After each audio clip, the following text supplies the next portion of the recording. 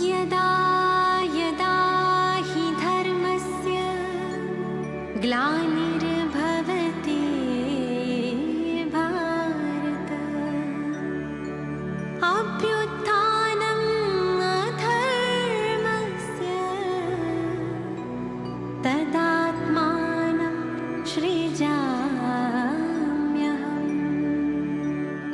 परित्राणाय साधूनां विनाशाय च दुष्कृतां धर्म संस्थापनार्थाय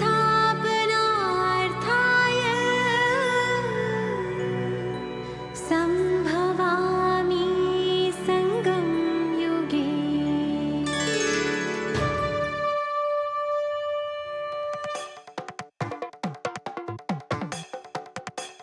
दैहिक दैविक भौतिक तापा राम राज नहीं काहू न व्यापा।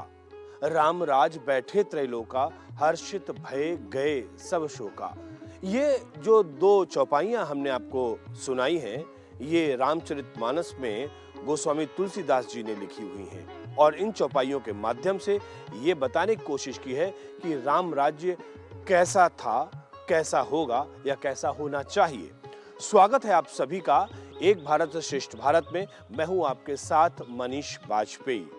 आज अपने इस खास कार्यक्रम में जिस विषय का हम जिक्र करने वाले हैं वो विषय राम राज्य से ही जुड़ा हुआ है।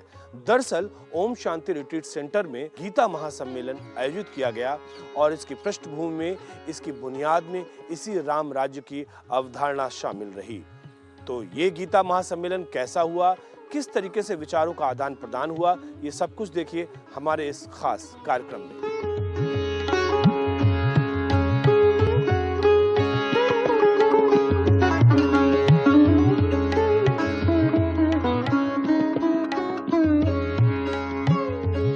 ममे वांसो जीव लोका जीव भूता सनातना, कि जितना भी जीव जगत है वो चाहे मनुष्य रूप में हो, पशु रूप में हो, पक्षी रूप में हो, वनस्पति रूप में हो, सबके अंदर मैं ही एक परमात्मा समाया हुआ।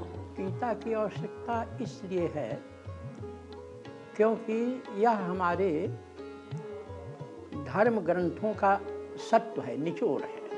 मूल रूप से गीता ही एक जीवन शास्त्र है।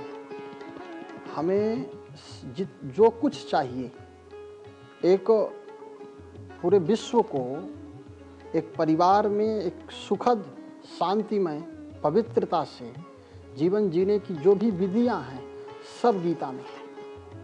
भगवत गीता हर एक मानव को, जो भी हो, कोई भाषा, संस्कृति, रिलीजन, जिसका भी हो, मानव के लिए स्वदर्शन के बारे में तो भगवत गीता मार्गदर्शन देता है।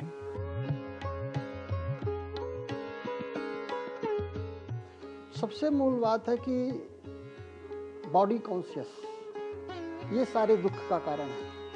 और गीता का एक दूसरे अध्याय के 11वें श्लोक से अर्जुन के साथ भगवान एक ही विषय पर घूम घूम के बात कर रहे हैं। स्वधर्म, अर्जुन अपने स्वधर्म में आ जाओ। अर्जुन मोह से ग्रसित है, काम क्रोध लोभ मोह से ग्रसित एक व्यक्तित्व है अर्जुन। और अर्जुन कोई पर्सनल व्यक्ति नहीं है, दुखी, अशांत, परेशान व्यक्ति है। और उसको भगवान अर्जुन से यही बोल रहे हैं कि तुम कुछ नहीं करो, केवल अपने स्वधर्म में आ जाओ। स्व मतलब चेतना, कॉन्शियस, और धर्म मतलब उसका स्वभाव। तो उसमें तुम आ जाओ, सारा दुख समाप्त, सारी चिंता समाप्त। अर्जुन को भगवान कृष्ण ने कहा स्वधर्मो निधनम श्रेयः परधर्मो भयावह। अपने धर्म के लिए जीने से अच्छा अपने प्राणों की आहुति दे देना ज़्यादा श्रेष्ठ होता है। तुम क्षत्रिय हो, युद्ध करो और अपने अधिकार को प्राप्त करो। अगर तुम हार जाते हो और मृत्यु को प्राप्त होते हो तो आपको उत्तम गति की प्राप्ति होगी। अगर आप जीतते हो तो आपको विजय श्री वर्ण करेगी, आप राज सुख भोगोगी।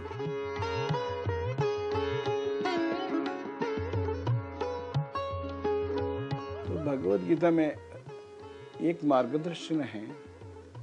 तो आप शरीर नहीं है, शरीर में जो शक्ति है उसको आत्मा कहेंगे, वो आप है, ऐसे मार्गदर्शन करता है।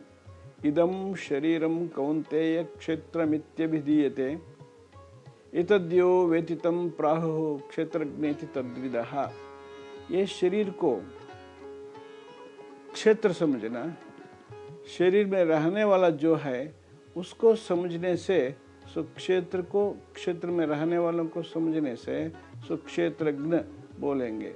इसका मीनिंग ये है, शरीर अलग है, शरीर में रहने वाला आत्मा है। आत्मा समझकर अपना हमेशा जो भी अपना काम करे उसको टेंशन फ्री होता है। जब गीता में भगवान ने 4थे अध्याय में कहा यदा यदा ही धर्मस्य, कि भाई जब जब धर्म की अति ग्लानि होती है तब तब मैं अधर्म का नाश और सत्य धर्म की स्थापना करता हूँ। तो सत्य धर्म माना सनातन धर्म, दूसरा सत्य धर्म माना वही, जब सनातन धर्म है तो वहाँ राम राज्य है, तो भगवान आकर के राम राज्य की ही स्थापना करते हैं। तो इसलिए बहुत गहरा कनेक्शन है ये तो, क्योंकि जब तक गीता का ज्ञान नहीं, ज्ञान ही वो शक्ति है, ज्ञान ही वो प्रकाश है जो राम राज्य को विजुलाइज कराएगा सबके सामने। श्रीमद् भगवत गीता संसार का एकमात्र ऐसा ग्रंथ है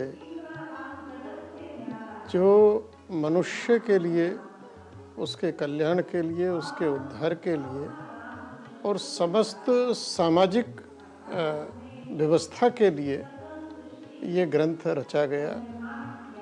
और इस ग्रंथ की विशेषता ये है कि मानव और परमात्मा इन दोनों के बीच में कोई नहीं है। गीता का भगवान सारी दुनिया का भगवान है, वो परिवर्तन करता है तो सारी दुनिया को करता है। और ऐसे भी नहीं कोई परिवर्तन कराना चाहे उसका कर दिया, नहीं वो फिर करता ही है।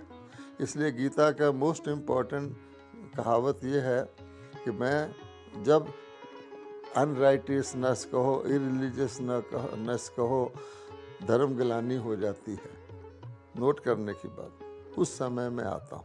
ठीक है, तो एक पर्टिकुलर टाइम हो गया गीता का कि भगवान एक पर्टिकुलर टाइम पे आता। वो ये नहीं कहते कि मैं सदा ही यहाँ हूँ, सदा हो तो धर्म ग्लानि नहीं होगी। तो उस वक़्त मैं आके क्या करता हूँ कि वो राइटियसनेस, वो श्रेष्ठता की पुनर्स्थापना करता हूँ और बाकी जो अश्रेष्ठ है उसको समाप्त कर देता हूँ। ये मोटी बात जानने की। श्रीमद् भगवत गीता का जो महासम्मेलन लगभग हर 6 महीने में एक बार ऑर्गेनाइज करते हैं भाई साहब, और उनके साथ रहते रहते कई चीज़ें सीखने को भी मिलती है और ऐसा लगता है कि गीता के ऊपर जो नॉलेज है वो गहराता जा रहा है, कि उसकी गहराई हमें भी समझ में आने लगी है। क्योंकि जब अनेक महात्मा संतों को बुलाते हैं तो जब उनके जो विषय दिया जाता है उस विषय पर जब बातचीत होती है पहले, क्योंकि कॉन्फ्रेंस में जाने से पूर्व उन सबके साथ हम लोगों की बैठक होती है, बातचीत होती है, तो उस समय जैसे कोई बात उनके अंदर से भी ऐसे निकलती है कि लगता है कि जैसे समय अनुसार, या कहो कि समय का ये वजूद कहेंगे, जो उनके मुख से भी वो बात निकलती है और उसको लेकर के हमें जो बातें समझ में आती है तो लगता है कि अरे ये तो नई बात है, जैसे एकदम समझ में आई। तो ये एक महसूस किया कि हर बार जब कोई भी बात गीता की होती है तो उसमें हमारा नॉलेज भी एक वाइडेंड हो जाता है। ये बहुत बड़ा अनुभव है। कबीरदास जी ने भी कहा है, एक राम दशरथ का बेटा, एक राम घट घट में बैठा, एक राम का सकल पसारा और एक राम जो सबसे न्यारा। कितने राम हैं? दरअसल ऐसे कई सारे सवाल और सवालों के जवाब और जवाब के बाद फिर सवाल, ये जो मंथन हुआ है, विचार मंथन गीता सम्मेलन में, वाकई इसमें से एक ऐसा नीर कह सकते, एक ऐसा अमृत निकल कर आया है जो भविष्य में राम राज्य की परिकल्पना में, राम राज्य को साकार करने में बड़ी अपनी अहम भूमिका निभाएगा। और इसी लिहाज से ये गीता सम्मेलन बहुत महत्वपूर्ण सिद्ध हो रहा है। एक यहाँ पर छोटा सा ब्रेक लेते हैं और ब्रेक के बाद में तुरंत लौट कर आते हैं। कुछ बातें और हैं जो इस गीता महासम्मेलन के बारे में हम आपको बताएंगे, जो आयोजित हुआ ओम शांति रिट्रीट सेंटर गुड़गांव में। बात जब पीढ़ियों के लिए बनने वाले घर की हो तो जिम्मेदारी बड़ी हो जाती है। गैलेंट समझता है ये जिम्मेदारी। अब डबल एम रिब्स के साथ गैलेंट एडवांस TMT रीबार, निर्माण का रियल हीरो। शुक्ला बता रहा था आपके बाबूजी ने जायदाद का कुछ हिस्सा नौकर के नाम कर दिया। अब नौकर हर काम अपना घर समझ के करेगा। समरकूल, जो हर दिल करे कबूल। Welcome back. ब्रेक के बाद एक बार फिर से आप सभी का स्वागत है DD न्यूज पर। एक भारत श्रेष्ठ भारत में मैं हूं आपके साथ मनीष बाजपेयी और बात हम कर रहे हैं गीता महासम्मेलन की, जो आयोजित हुआ गुड़गांव के ओम शांति रिट्रीट सेंटर में। और यहाँ पर देश भर से आए हुए न केवल साधु संतों ने बल्कि तमाम जो सामान्य जन हैं उनके आपस में जो संवाद देखने को मिला, जो उनके बीच में विचार विमर्श हुआ, निश्चित तौर पर हम कह सके एक तरफ उत्सुकता थी कि राम राज्य है क्या, उसकी परिकल्पना है क्या, और दूसरी तरफ राम राज्य कैसे स्थापित हो सकता है, सही मायनों में राम राज्य क्या है, जिसकी कल्पना महात्मा गांधी ने भी की थी और जिसकी कल्पना आदिकाल से चली आ रही है। क्या वो वक्त आ गया है जब राम राज्य आने वाला है? क्या वाकई अब कुछ सालों की ही बात है जिसके बाद जो है कह सकते हैं पूरे भूमंडल पर एक ऐसा राज्य स्थापित होगा जिसमें सब कुछ दैवीय होगा? ये बहुत सारी चीजें हैं जो यहाँ पर इस विचार मंथन में निकल कर आई। देखिए आप भी क्या कुछ हुआ इस गीता महासम्मेलन में।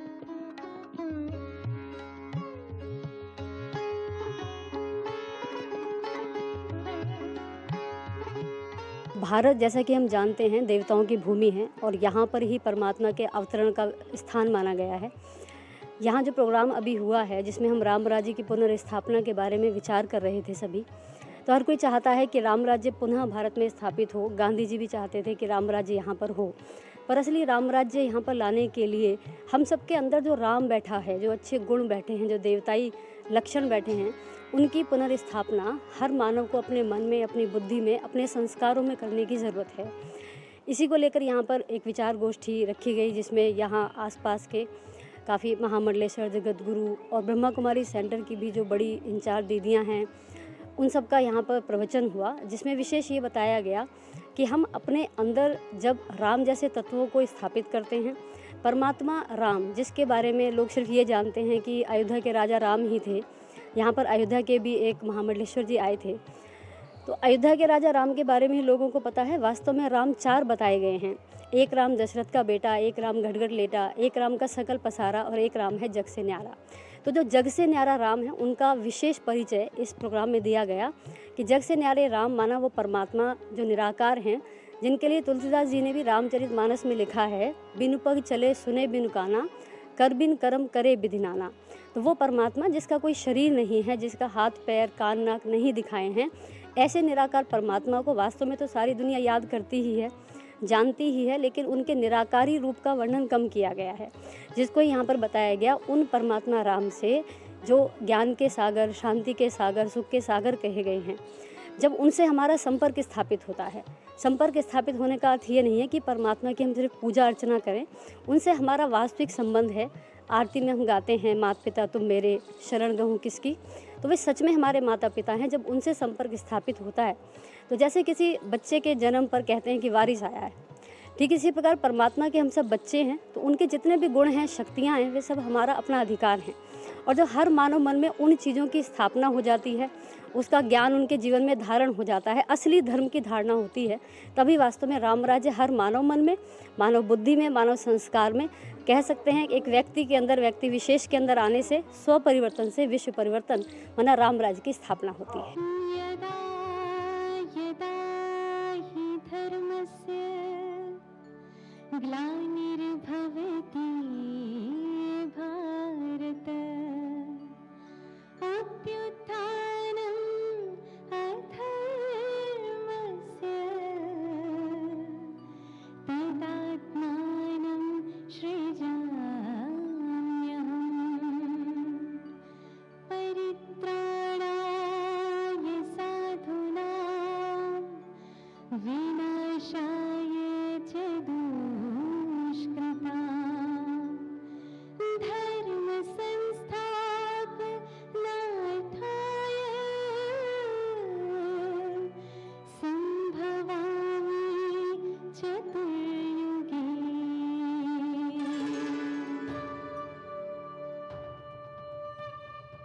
निराकार शिव है आए, गीता का ज्ञान सुनाए।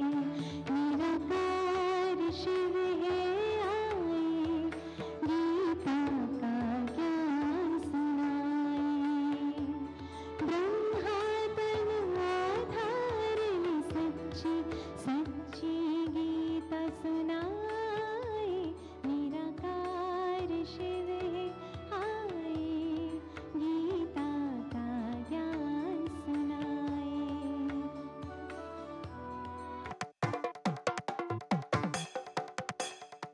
बात जब पीढ़ियों के लिए बनने वाले घर की हो तो जिम्मेदारी बड़ी हो जाती है। गैलेंट समझता है ये जिम्मेदारी। अब डबल एम रिब्स के साथ गैलेंट एडवांस टीएमटी रीबार, निर्माण का रियल हीरो। तेरी होने वाली मदर इन लॉ कुछ ज्यादा ही ट्रेडिशनल है। ट्रेडिशनल लोग ज्यादा इमोशनल होते हैं। तो भाई साहब अब कोई किसी की लाइफ में आग नहीं लगा पाएगा। समर कूल, जो हर दिल करे कबूल।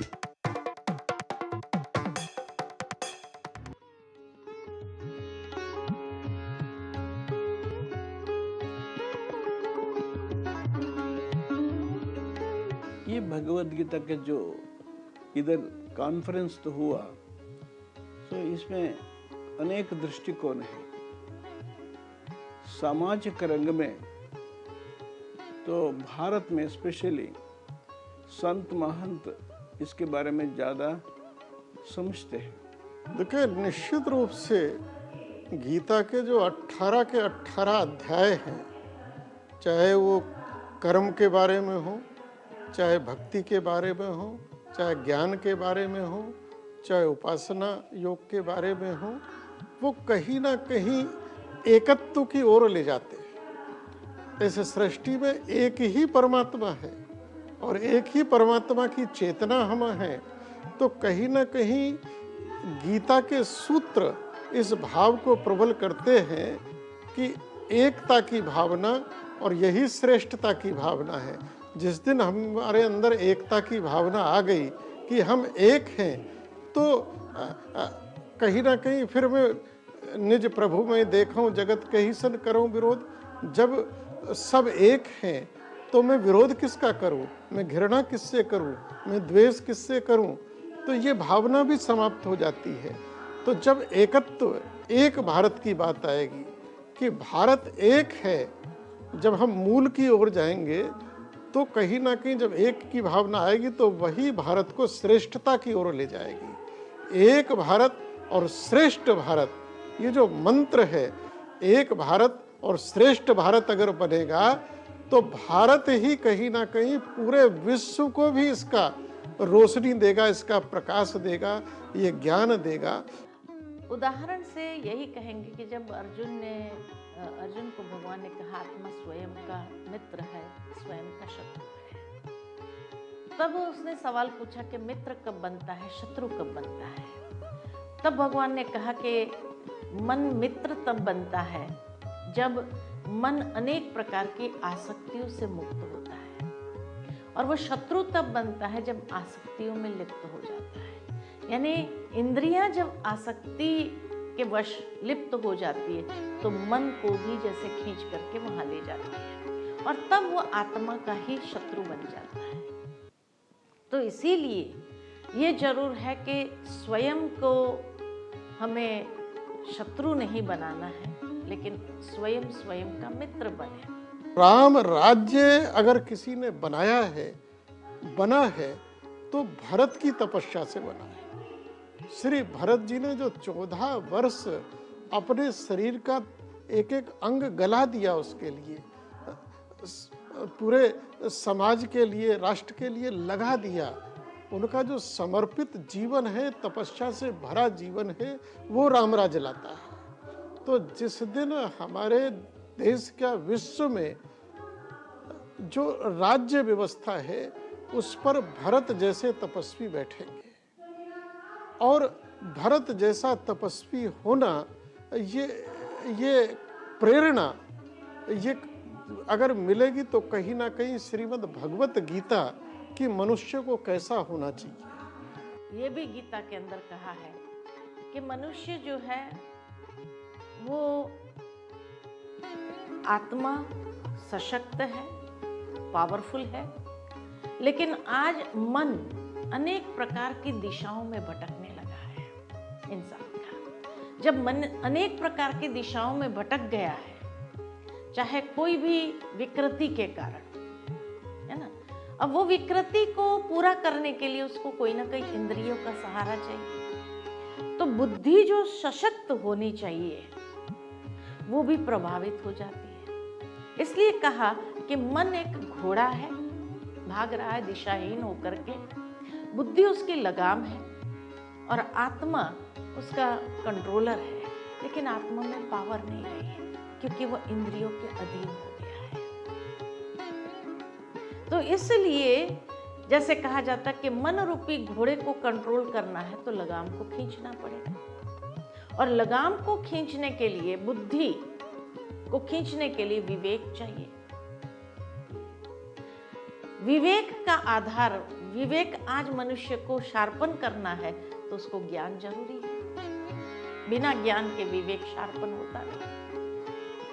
समझ जब मिली तो ही विवेक शार्पन होगा, और विवेक शार्पन होगा तो नेचुरल है कि वो मन को सही दिशा में ला सकता है, उसके पास वो ताकत आ जाती है, क्योंकि ज्ञान शक्ति भी है, ज्ञान प्रकाश भी है। Knowledge is power, knowledge is strength. यही समय है, सही समय है। ये वाक्य कई मायनों में अपनी प्रासंगिकता सिद्ध कर रहा है। दरअसल लग ऐसा रहा है कि यही वो वक्त है जब गीता वृत्तांत का रिपीट टेलीकास्ट हो रहा हो। ऐसा लग रहा है क्योंकि आप देख रहे हैं किस तरीके से महाभारत छेड़ी हुई है। अगर हम पूरे वैश्विक परिदृश्य पर नजर डालें, किस तरीके से दुनिया विनाश के कगार पर है। अगर हम इस तरीके से देखें तो यही वक्त है, सही वक्त है। और यही बातें हमें जब समझ में आई इस गीता महासम्मेलन में, तो वाकई इस बात से हम भी मुतमईन हुए कि ये जो वक्त चल रहा है, जिसको हम कलयुग कह रहे हैं, यहाँ पर तमाम ऐसी चीज़ें जो कि एक अच्छे सभ्य समाज, एक विकसित राष्ट्र के लिए नहीं होनी चाहिए, वो हो रही हैं। लेकिन इनको ख़त्म करना ज़रूरी है, और ये सब कुछ खत्म होगा दैवीय ज्ञान से, आध्यात्मिक ज्ञान से, और उसके बाद ही राम राज्य की पुनर्स्थापना हो पाएगी, जब हम सब स्वर्गिक सुख के अधिकारी बनेंगे। एक भारत श्रेष्ठ भारत के इस कार्यक्रम में फिलहाल इतना ही। दीजिए मुझे इजाजत, लेकिन इस वायदे के साथ कि फिर होगी आपसे मुलाकात। तब तक के लिए नमस्कार।